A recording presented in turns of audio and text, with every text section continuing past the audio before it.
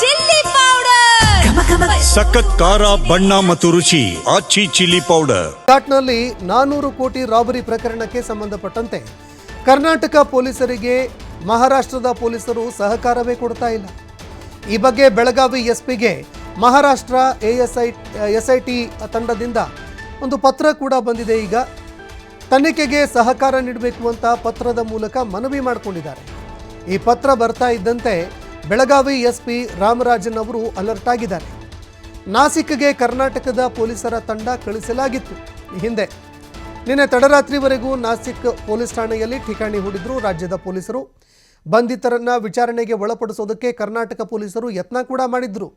ಆರೋಪಿಗಳನ್ನು ವಿಚಾರಣೆ ನಡೆಸೋದಕ್ಕೆ ಮಹಾರಾಷ್ಟ್ರದ ಎಸ್ಐಟಿ ಅಧಿಕಾರಿಗಳು ಸ್ಪಂದಿಸಲೇ ಇಲ್ಲ, ಅವಕಾಶನೇ ಮಾಡಿಕೊಡಲಿಲ್ಲ.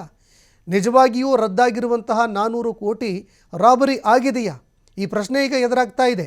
ದೂರುದಾರ ಸಂದೀಪ್ ಪಾಟೀಲ್ ಹೇಳಿಕೆಯಲ್ಲಿ ಸತ್ಯಾಂಶ ಏನಾದರೂ ಇದೆಯಾ ಅನ್ನೋ ಪ್ರಶ್ನೆ ಕೂಡ ಇಲ್ಲಿ ಎದುರಾಗ್ತಾ ಇರುವಂಥದ್ದು. घोटी पोलीस स्टेशन मध्ये दिनांक 9 जानेवारी 2026 रोजी फिर्यादी संदीप पाटील याच्या फिर्यादीवरून एक गुन्हा दाखल केलाय. गुन्ह्याची हकीकत अशी आहे की संदीप पाटील याच्यावर कंटेनर लुटल्याचा आरोप लावून, म्हणजे पैशाने भरलेल्या नोटांचा कंटेनर लुटल्याचा आरोप लावून काही लोकांनी त्याला धमक्या दिल्या आणि हे आमचे पैसे आम्हाला परत दे या संदर्भाने त्याला मारहाण केली, त्याला धमकी दिली आणि त्याचं अपहरण केलं. या अनुषंगाने गुन्हा दाखल आहे. त्या गुन्ह्याच्या तपासाच्या अनुषंगाने आतापर्यंत आम्ही 5 आरोपी अटक केलेले आहे. 5वा आरोपी विराट गांधी हा आज रोजी आम्ही अटक केला आहे. त्याचा 28 तारखेपर्यंत आम्हाला पोलीस कोठडी मिळालेली आहे. संपूर्ण घटनेचा तपास सुरू आहे. तपासासाठी एक स्पेशल इन्व्हेस्टिगेशन टीम तयार केलेली आहे. त्या स्पेशल इन्व्हेस्टिगेशन टीममध्ये मला हेड केलेला आहे आणि सध्या तपास सुरू आहे. संपूर्ण घटनेचं आम्ही सखोल चौकशी करतोय आणि येत्या काही दिवसात संपूर्ण प्रकरणाचा आम्ही घोटी पोलीस स्टेशनमध्ये दिनांक 9 जानेवारी 2026 रोजी फिर्यादी संदीप पाटील याच्या फिर्यादीवरून एक गुन्हा दाखल केलाय. गुन्ह्याची हकीकत अशी आहे. ಈ ಬಗ್ಗೆ ಮತ್ತಷ್ಟು ಮಾಹಿತಿ ಕೊಡ್ತಾರೆ ಪ್ರತಿನಿಧಿ ಶ್ರೀಧರ್ ಕೋಟಾರ್ ಗಸ್ತಿ ಫೋನ್ ಸಂಪರ್ಕದಲ್ಲಿ ಜಾಯ್ನ್ ಆಗಿದ್ದಾರೆ. ಶ್ರೀಧರ್, ಸಂದೀಪ್ ಪಾಟೀಲ್ ಅವರು ಬಹಳಷ್ಟು ಗಂಭೀರ ಆರೋಪಗಳನ್ನು ಮಾಡಿದ್ದಾರೆ. ಮತ್ತೊಂದೆಡೆ ರಾಜ್ಯದ ಪೊಲೀಸರಿಗೆ ಮಹಾರಾಷ್ಟ್ರದ ಪೊಲೀಸರು ಸಹಕಾರ ಕೊಡ್ತಾ ಇಲ್ಲ, ಎಸ್ಐಟಿ ಅಧಿಕಾರಿಗಳು ಅನ್ನೋ ಮಾಹಿತಿಗಳು ಲಭ್ಯವಾಗ್ತಾ ಇದೆ. ತನಿಖೆ ಯಾವ ರೀತಿಯಾಗಿ ನಡೀತಾ ಇದೆ, ಈ ಬಗ್ಗೆ ಮತ್ತಷ್ಟು ಮಾಹಿತಿ ಕೊಡೋದಾದ್ರೆ? ಸಂತೋಷ್, ಕರ್ನಾಟಕ, ಮಹಾರಾಷ್ಟ್ರ ಮತ್ತು ಗೋವಾ ರಾಜ್ಯದಲ್ಲಿ ಈಗ ಬ್ಯಾನ್ ಆದಂತ ಅಂದ್ರೆ ರದ್ದಾದಂತ 400 ಕೋಟಿ ರೂಪಾಯಿ ರಾಬರಿ ಪ್ರಕರಣಕ್ಕೆ ಸಂಚಲನ ಸೃಷ್ಟಿ ಮೂಡಿಸಿದೆ ಅಂತ ಹೇಳ್ಬೋದು. ಯಾಕಂದ್ರೆ ಮಹಾರಾಷ್ಟ್ರ ರಾಜ್ಯದ ಪೂನಾ ಜಿಲ್ಲೆಯಲ್ಲಿ ಇರ್ತಕ್ಕಂಥ ಸಂದೀಪ್ ಪಾಟೀಲ್ ಅನ್ನುವಂತ ಒಂದು ವಿಡಿಯೋ ಹೇಳಿಕೆಯನ್ನು ಬಿಡುಗಡೆ ಮಾಡಿದ್ದಾನೆ. ಆತ ಒಂದು ವಿಡಿಯೋ ಹೇಳಿಕೆ ಜೊತೆಗೆ ಆತ ಕೊಟ್ಟಂತ ದೂರಿನ ಆಧಾರದ ಮೇಲೆ ಒಂದು ಪ್ರಕರಣ ಬೆಳಕಿಗೆ ಬಂದಿದೆ. ಒಂದು ಪ್ರಮುಖವಾಗಿ ಒಂದು ಅಂಶವನ್ನು ನಾವು ಗಮನಿಸಬೇಕು ಸಂತೋಷ್. ಚೋರ್ಲಾ ಘಾಟ್ ಏನಿದೆ, ಇದು ಕರ್ನಾಟಕದ ಬೆಳಗಾವಿ ಜಿಲ್ಲೆಯ ಖಾನಾಪುರ ತಾಲೂಕಿನ ವ್ಯಾಪ್ತಿಯಲ್ಲಿ ಬರುತ್ತೆ. ಅದೇ ಘಾಟ್ ಪೂರ್ಣ ಪ್ರಮಾಣದ ಘಾಟ್ ಏನಿದೆ, ಇದು ಕರ್ನಾಟಕ, ಮಹಾರಾಷ್ಟ್ರ ಮತ್ತು ಗೋವಾ ರಾಜ್ಯ 3 ರಾಜ್ಯಗಳ ಗಡಿಗೆ ಹೊಂದಿಕೊಂಡಂತಕ್ಕಂತ ಒಂದು ಘಾಟ್ ಅಂತ ಹೇಳ್ಬೋದು. ಹಾಗಾಗಿ ಈ ಒಂದು ಚೋರ್ಲಾ ಘಾಟ್ ನಲ್ಲಿ 400 ಕೋಟಿ ರೂಪಾಯಿ ತುಂಬಿಕೊಂಡು ಬರ್ತಿರ್ತಕ್ಕಂಥ ಕಂಟೈನರ್ ವಾಹನಗಳು ರಾಬರಿ ಮಾಡಲಾಗಿದೆ.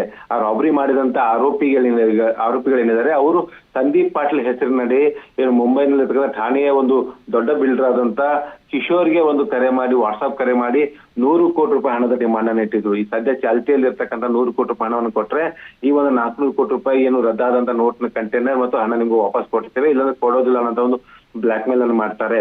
ಅಂದ್ರೆ ಆ 100 ಕೋಟಿ ರೂಪಾಯಿ ಡಿಮಾಂಡ್ ಮಾಡಿದ ಬೆನ್ನಲ್ಲೇ ಸಂದೀಪ್ ಪಾಟೀಲ್ ಯಾರು ಅನ್ನೋದನ್ನ ಪತ್ತೆ ಹಚ್ಚಿ ಈತನನ್ನ ಏನಂದ್ರೆ ಆ ಕಿಶೋರ್ನ ಸಹಚರರು ಕಿಡ್ನಾಪ್ ಮಾಡ್ತಾರೆ, ಜೊತೆಗೆ ಈತನಿಗೆ ಹಲ್ಲೆ ಮಾಡ್ತಾರೆ, ಜೊತೆಗೆ ಈತನಿಗೆ ಚಿತ್ರಹಿಂಸೆ ಕೊಡ್ತಾರೆ. ಹಣ ಎಲ್ಲಿದೆ, ಕೊಡದಿದ್ರೆ ನಾನು ಜೀವ ಸಮೇತ ಬಿಡೋದಿಲ್ಲ ಅನ್ನೋ ಒಂದು ಬೆದರಿಕೆಯನ್ನು ಹಾಕಿ ಬಿಟ್ಟು ಕಳಿಸ್ತಾರೆ. ಈ ಒಂದು ಬಿಟ್ಟು ಕಳಿಸಿದ ಬಳಿಕ ಈ ಸಂದೀಪ್ ಪಾಟೀಲ್ ಅನ್ನುವಂತ ವ್ಯಕ್ತಿ ಏನಿದೆ ಆಯ್ತ ನಾಸಿಕ್ನಲ್ಲಿ ಒಂದು ದೂರನ್ನು ದಾಖಲಿಸ್ತಾನೆ. ನಡೆದ ಘಟನೆಗೆ ಸಂಬಂಧಪಟ್ಟಂತೆ ವಿಸ್ತೃತವಾದಂತ ಒಂದು ದೂರನ್ನು ದಾಖಲಿಸುವಂತದ್ದು. ಹಾಗಾಗಿ ಇದು 400 ಕೋಟಿ ಅಲ್ಲ, ಇದು 1,000 ಕೋಟಿಯಷ್ಟು ರದ್ದಾಗಿರ್ತಕ್ಕಂಥ ಹಣದ ಒಂದು ಪ್ರಕರಣ ಇರಬಹುದು ಅನ್ನೋಂತ ಒಂದು ಸಂಶಯವನ್ನು ವ್ಯಕ್ತಪಡಿಸ್ತಾನೆ. ಮಹಾರಾಷ್ಟ್ರದ ಮುಖ್ಯಮಂತ್ರಿಗಳಿಗೆ ಈ ಒಂದು 400 ಕೋಟಿ ರದ್ದಾಗಿರ್ತಕ್ಕಂಥ 400 ಕೋಟಿ ಏನಿದೆ ಗೋವಾದಿಂದ ಮಹಾರಾಷ್ಟ್ರಕ್ಕೆ ಬರ್ತಾ ಇತ್ತು, ಕರ್ನಾಟಕ ಮಾರ್ಗವಾಗಿ ಬರ್ತಾ ಇತ್ತು. ಚೋರ್ಲಾ ಘಾಟ್ ನಲ್ಲಿ ಈ ಒಂದು ಘಟನೆ ನಡೆದಿದೆ. ಹಾಗಾಗಿ ಇದರ ತನಿಖೆ ಮಾಡಬೇಕು ಮತ್ತೆ ಆರೋಪಿಗಳನ್ನ ಬಂಧಿಸಬೇಕು. ಸುಖಾಸುಮ್ಮನೆ ಇದರಲ್ಲಿ ನನ್ನ ಹೆಸರನ್ನ ತಳಕು ಹಾಕುವಂತ ಕೆಲಸ ಮಾಡಿದ್ದಾರೆ ಅನ್ನೋಂತ ಒಂದು ಮನವಿಯನ್ನ ಮಹಾರಾಷ್ಟ್ರ ಮುಖ್ಯಮಂತ್ರಿಗಳು ಮಾಡ್ತಾರೆ. ಮಹಾರಾಷ್ಟ್ರ ಮುಖ್ಯಮಂತ್ರಿಗಳು SIT ತಂಡ ರಚನೆ ಮಾಡ್ತಾರೆ. ಜೊತೆಗೆ ಒಂದು ನಾಸಿಕ್ ಆಗಿರ್ಬೋದು, ದೂರು ದಾಖಲಾದಂತ ಪೊಲೀಸ್ ಠಾಣೆ ಪೊಲೀಸರು ಮತ್ತು SIT ತಂಡ ಏನಿದೆ ಇದರ ತನಿಖೆಯನ್ನು ಆರಂಭಿಸುತ್ತೆ. ತನಿಖೆಯ ಮೊದಲ ಭಾಗವಾಗಿ ಏನಂದ್ರೆ ಈ ಒಂದು ಸಂದೀಪ್ ಪಾಟೀಲ್ ಕಿಡ್ನಾಪ್ ಮಾಡಿದಂತ ಏನು ಕಿಶೋರ್ನ ಸಹಚರರಿದ್ದಾರೆ ಅವರ ಹೆಸರನ್ನ ಹೇಳ್ತಾನೆ. ಅವರು ಆ ಒಂದು ಆರೋಪಿಗಳನ್ನ ಅರೆಸ್ಟ್ ಮಾಡುವಂತ ಕೆಲಸವನ್ನ ಏನಂದ್ರೆ ಈಗ ಮಹಾರಾಷ್ಟ್ರ ಪೊಲೀಸರು ಮಾಡಿರ್ತಕ್ಕಂಥದ್ದು. ಅದ್ರ ಜೊತೆಗೆ ಕರ್ನಾಟಕ ಮತ್ತು ಗೋವಾ ಒಂದು ಪೊಲೀಸರಿಗೆ ಒಂದು ಈ ಮಹಾರಾಷ್ಟ್ರ SIT ತಂಡ ಒಂದು ಪತ್ರವನ್ನು ಬರೆದಿದೆ. ಇಂಥದ್ದೊಂದು ಪ್ರಕರಣ ಆಗಿದೆ. ಈ ಒಂದು ಆ ಕಾರಣಕ್ಕಾಗಿ ನಮ್ಮ ತನಿಖೆಗೆ ಏನಂದ್ರೆ ತಾವು ಸಹಕಾರ ಕೊಡಬೇಕು ಅನ್ನೋ ಮನವಿ ಮಾಡ್ಕೊಂಡಿರ್ತಕ್ಕಂಥದ್ದು.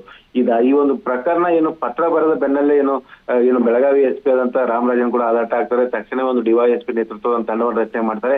ಆ ತಂಡವನ್ನ ಮಹಾರಾಷ್ಟ್ರಕ್ಕೆ ಕಳಿಸ್ಕೊಟ್ಟಿರ್ತಕ್ಕಂಥದ್ದು. ಈಗ ಮಹಾರಾಷ್ಟ್ರದ ನಾಸಿಕ್ನಲ್ಲಿ ಒಂದು ತಂಡ ಇದೆ.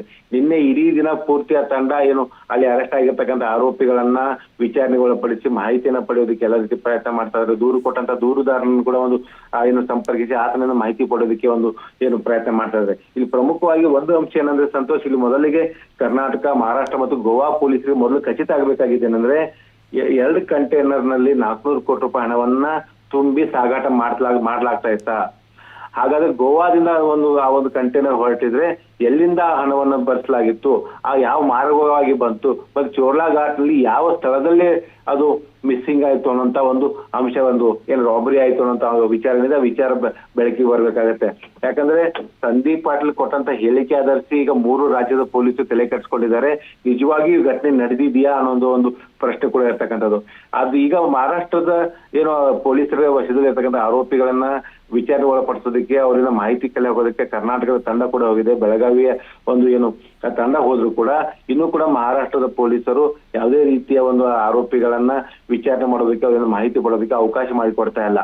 ಇದು ಎಲ್ಲೋ ಒಂದ್ ಕಡೆ ಅನುಮಾನ ವ್ಯಕ್ತವಾಗ್ತದೆ. ಯಾಕಂದ್ರೆ ಈ ಒಂದು ವಿಡಿಯೋ ಹೇಳಿಕೆಯಲ್ಲಿ ಕೊಟ್ಟಂತ ಹೇಳಿಕೆನ ಆಧರಿಸಿ ಪೊಲೀಸರು ದೂರು ದಾಖಲಿಸಿಕೊಂಡಿದ್ದಾರೆ. ಹಾಗಾದ್ರೆ ಅದನ್ನ ಖಚಿತತೆ ಪಡಿಸೋದಕ್ಕೆ ಏನಾದ್ರೂ ಒಂದು ಸಾಕ್ಷಿ ಪುರಾವೆಗಳ ಅವಶ್ಯಕತೆ ಇರುತ್ತೆ ಸಂತೋಷ್. ಯಾಕಂದ್ರೆ ಗೋವಾದಿಂದ ಕಂಟೈನರ್ ತುಂಬಿದ್ರೆ ಹಾಗಾದ್ರೆ ಇದು ಎಲ್ಲಿಂದ ತುಂಬಿತು, ಹಾಗಾದ್ರೆ ಇದನ್ನ ರಾಬರಿ ಮಾಡಿದವ್ರು ಯಾರು, ಎಲ್ಲಾ ವಿಚಾರಗಳು ಏನಂದ್ರೆ ಈ ಒಂದು ತನಿಖೆಯನ್ನು ಗೊತ್ತಾಗಬೇಕು. ನಿಜವಾಗಿಯೂ 400 ಕೋಟಿ ರೂಪಾಯಿ ಹಣ ಏನಿದೆ ಇದು ರಾಬರಿ ನಡೆದಿದೆಯಾ, ಅಥವಾ ಅಲ್ಲಿ ಆ ಒಂದು ವೈಯಕ್ತಿಕ ಏನಾದ್ರೂ ವಿಚಾರ ಗಲಾಟೆ, ಈ ಒಂದು ವಿಚಾರ ಏನಾದ್ರೂ ಒಂದು ದಾರಿ ತಪ್ಪಿಸುವಂತದ್ದಾಗಿರ್ಬೋದು, ಅಥವಾ ಆ ಸಂದೀಪ್ ಪಾಟೀಲ್ ಕಿಡ್ನಾಪ್ ಮಾಡಿ ಹಲ್ಲೆ ಮಾಡಿದ ಕಾರಣಕ್ಕಾಗಿ ಈತ ಏನಾದ್ರು ಕತೆ ಕಟ್ತಾ ಇದ್ದಾನ ಅನ್ನೋದೆಲ್ಲವನ್ನು ಕೂಡ ಈಗ ತನಿಖೆ ಆದ ಬಳಿಕ ಸ್ಪಷ್ಟಗೊಳ್ಳಲಿದೆ ಅಂತ ಹೇಳ್ಬೋದು. ಆದ್ರೆ ನೋಟ್ ಬ್ಯಾನ್ ಆಗಿರ್ತಕ್ಕಂಥ 400 ಕೋಟಿ ರೂಪಾಯಿ ಏನು 2000 ಮುಖಬೆಲೆ ಇರ್ತಕ್ಕಂಥ 400 ಕೋಟಿ ರೂಪಾಯಿ ರಾಬರಿ ಪ್ರಕರಣ ಈಗ 3 ರಾಜ್ಯಗಳ ಪೊಲೀಸರ ನಿದ್ದೆಗೆಡಿಸಿದೆ ಅಂತಾನೆ ಹೇಳ್ಬೋದು ಸಂತೋಷ್.